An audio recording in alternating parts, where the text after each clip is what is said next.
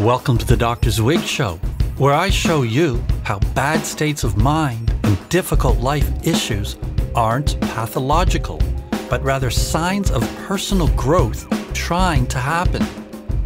All right, let's get into it.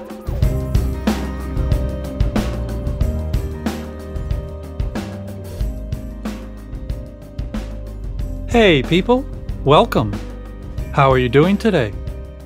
I hope you're up and running like a smooth operator, cruising down the highway toward your destination. I'm hunkered down in my music studio, surrounded by many amp and guitar friends who were built between the 1950s and 1970s, the golden years of music equipment production before everything became mass-produced cheapo plastic. And I'm ready to confront the obstacle we call obstacles. There's so much info on the airwaves these days saying never give up, power through the obstacle, believe and achieve. When the going gets tough, the tough get going. And all that's good. But that approach is only a subset of a more important and effective way to deal with the things that block you in your life. To truly understand and transform an obstacle, you have to unpack the information in it and let it guide you. It might want you to power through. For example, if the purpose of the obstacle is to push you to connect with your power. But oftentimes an obstacle is there for a completely different reason. It's there to redirect you, to wake you up to something you haven't been aware of. It might even want you to change your entire goal. If you just always try to power through, you miss this essential information.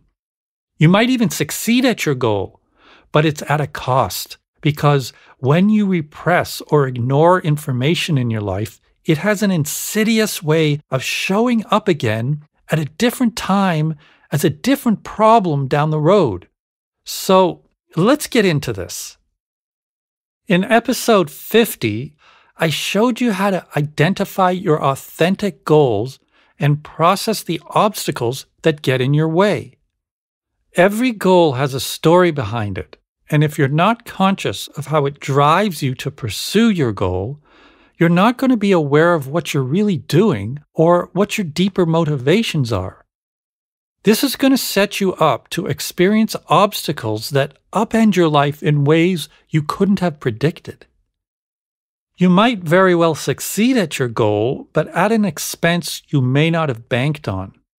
The reason this happens is that the obstacles you encounter are unconscious parts of your story, and they have to express themselves. They're meaningful parts of it. They're meant to happen in order to wake you up to certain changes you need to make on your journey toward your goal.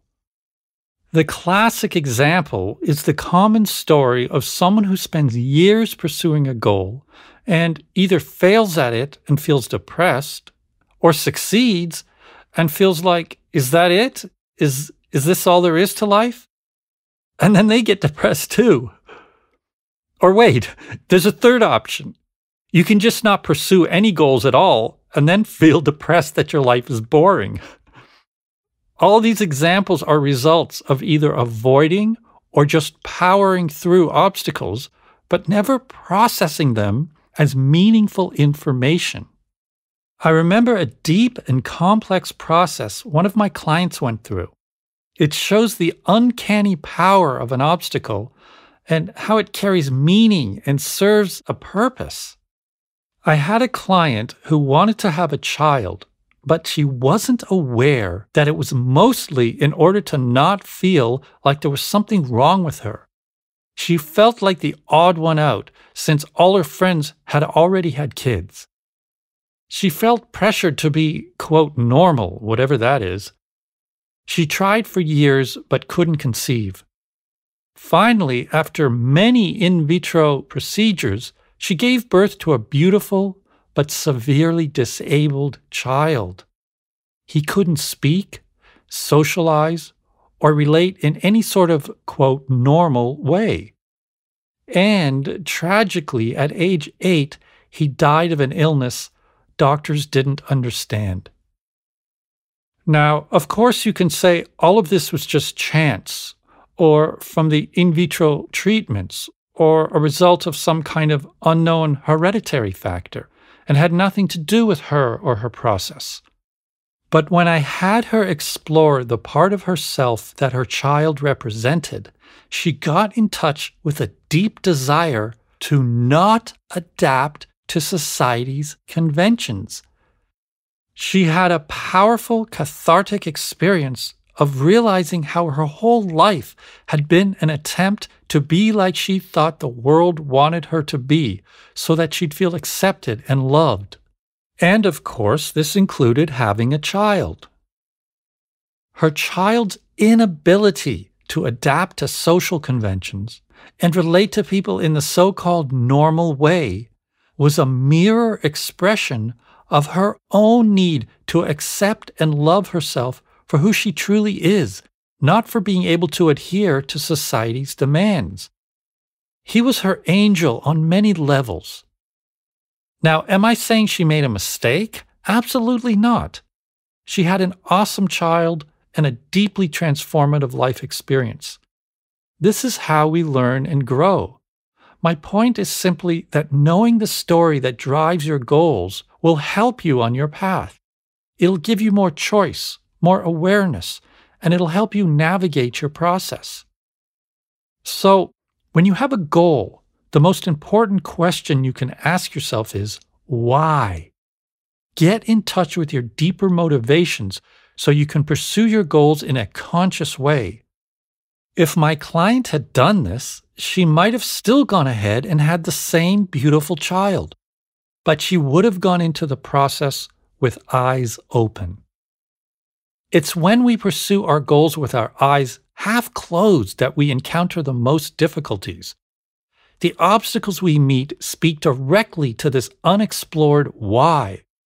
Of course, you're going to encounter problems either way, but the difference is that they'll be way less troublesome and dramatic. You'll be able to use them to propel you further on your journey instead of getting completely derailed. So, what exactly is an obstacle? I mean, what's its inner nature and purpose? Simply put, an obstacle is information. It's trying to direct your process. It looks like it's trying to stop your process, but that's only because you've committed to one track and aren't aware of the other tracks you need to follow. When an obstacle presents itself, it's painful, and we get upset and curse it because it goes against our most basic paradigm of life, where we seek what feels good and reject what feels bad. This is especially true when something gets in the way of our intentions or goals. Frustration City. But the fact is, when it comes to obstacles, goals, and your process, there's really no good or bad information. There's only information. Good and bad are value judgments made from one particular part of your psyche. Even your worst problems and obstacles contain meaningful information. Everything you experience is meaningful. There are no meaningless, useless experiences. It's up to you how you use them. For example, if you experience anxiety or depression, you're receiving meaningful information that's trying to wake you up to something. We tend to use the disease model of mental health, which aims to get rid of any information that doesn't feel good or causes pain. But this completely misses the mark. It misses the entire purpose of problems and their role in driving the evolution of your consciousness. Your problem is your process. It's your growth trying to happen. So when you're cruising toward your goal and suddenly a big boulder appears in front of you, this is part of your path. It's not an extra, random, wrong, unrelated aspect of what you're doing. It is the way. You just have to unfold its meaning and purpose. Obstacles are friends of your process, not enemies of your process. Everything you experience from the heavens to the hells is an important part of the puzzle. Trying to simply eliminate what's in your way or feels bad or makes you uncomfortable is killing a part of your process that hasn't yet had a chance to come to consciousness and be actualized. The result is you move further from your true goals and you diminish your potential by cutting out information that's meant to inform your awareness and catalyze your growth. Now, there are two kinds of information in your process: conscious and unconscious, and they're equally important. Conscious information consists of everything you know, identify with, and intend. It's usually the parts of yourself that you're in control of. Unconscious information manifests as everything you don't intend and aren't in control of: obstacles, accidents, problems, symptoms, bad states of mind, and so on. If you want to truly understand yourself and really transform your obstacles and problems, you have to resist your immediate automatic reaction to just get rid of them, rationalize them, repress or avoid them. Stop and say to yourself, "Hello, information. You're causing me pain, so you must have a message for me. I'm going to take you seriously and help you reveal what you're trying to communicate." This is what the exercise showed you how to do, to process the information in the obstacle instead of just trying to overcome or avoid it. It's there to direct you to adjust your path, change, and grow. The whole reason you encounter obstacles and have negative experiences is to push you in your growth. By deciphering the information contained in the experiences that cause you pain, you get onto an authentic path that feels whole and right. What begins as something that totally blocks and frustrates you unfolds into a message that becomes a liberating power. Your obstacles are processes to work on, not evil enemies to vanquish. The psyche is an information process that continually uploads data to guide you in your personal evolution. We usually try to cut out all this valuable content because it's painful. But pain is creation, change, evolution, birth. Birthing hurts. We need to wrap our brains around this fact. Repressing, masking, medicating, ignoring, or even trying to bliss out information that doesn't feel good not only has limited healing effects, it robs us of our growth. Most of us have been conditioned to use this good versus bad, comfort versus discomfort adversarial model, and there are various levels of it. At one extreme is psychiatry, which just drugs you up so you aren't even able to focus on the information trying to come to your awareness. Less extreme, but still based on the same idea, are traditional psychology, therapy, and personal growth methods whose primary aim is to simply get rid of your symptoms and pain. I'm always shocked when a so-called expert talks about anxiety or depression, and the entire focus is how to relieve the symptoms. They offer zero tools for processing these experiences. No methodology, no map, no vision of unfolding and transforming the process. It's like they're talking about a virus or a bacteria to simply kill. But this is like throwing away a bar of gold. It impoverishes you and stifles your growth. It relieves your discomfort for the moment, but completely misses the underlying process.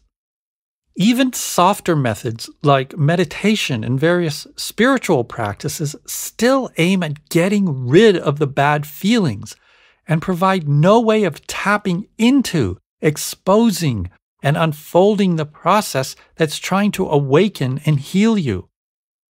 Life is an information and communication process, not a static condition where you have to continually shore up your status quo by disavowing everything attempting to enter your awareness just because it makes you uncomfortable. Speaking of goals, I have lots of them, but one place I don't have any is in songwriting. It's strange. I want to write songs I like, but beyond that, I don't have any specific ideas. I've never thought to myself, I want to write this kind of song today, or I'm going to record an album. I know these seem like normal thoughts for a musician, but I just don't have them. That's just not how it works for me. In fact, I see goals and intentions as contrary to what making music is all about. I mean, you can certainly be goal-oriented with music. You could say, I'm going to write a song about love, craft some music and words, and presto, you've got a tune. Or you might have had a certain experience, say a breakup, or an attraction to someone, and you think, I'm going to write a song about this. It just doesn't work that way for me. It's too obvious, too intentional. And I think art should come from that place beyond you and your intentions. For example, it's popular today to craft pop hooks that appeal to both children and adults, but that just doesn't interest me. It reminds me too much of TV commercial jingles. They're called hooks for a reason, because they're designed to hook your attention. But that's not art. It's closer to commerce than creation. But each to his own. Songwriting for me is more of a processing experience than a crafting experience. I use craft in the final editing process to pull everything together, but otherwise it's pretty much like working on my own process. I let go and allow my subconscious, the unknown, unseen, unheard, unfathomed, unfamiliar in myself, speak to me. It's an altered state that's sort of like going into a trance. While I'm there, I use my senses and awareness to pick up signals, sounds, melodies, rhythms, words, visions, colors, textures, feelings, and I amplify them. It's the same as allowing the information in an obstacle or a problem to talk to me.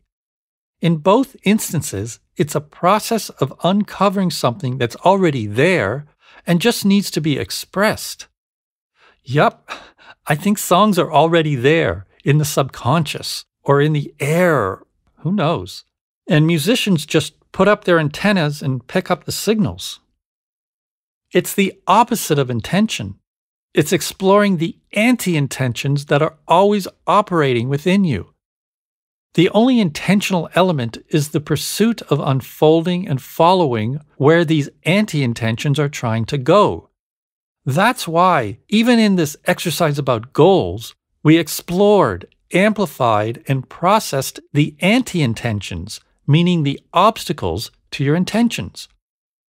We didn't just say, okay, there's my goal, there's my obstacle, screw the obstacle. I'm going to power through. Sure, as I said before, sometimes this works, and it may be your process to do this. But the problem with always just going on mental toughness is you drown out important information, not only about your goal, but about your whole life too. Obstacles don't only speak to a specific goal or intention, that's just how they get your attention. Their purpose is to provide meaningful guidance for the big picture of your life. So, when I work on a problem or make music, I'm working with my subconscious. I'll be making breakfast and I'll start feeling a bit weird and I don't know what it is. It's just a strange sense of something. Then I have a totally random image float through my mind. I'm trying to eat my oatmeal, but these weird signals keep coming in. Maybe I'll process it. Or I might go downstairs to my music studio and find that words are pouring out. When it's all said and done, I usually go, oh, that's what that feeling and vision were trying to tell me. And that's why I felt blocked in this area of my life. A disturbing thought or feeling, an obstacle, an accident, a failure, or an error all contain far more than just pain-inducing negativity. They carry the keys to your life. See you next time. Stay aware. You can follow me on social media at Dr. Zwig, and you can sign up on the mailing list at drzwig.com, where you'll receive discounts on private coaching, events and merchandise, weekly personal growth tips, and lots more. Be well.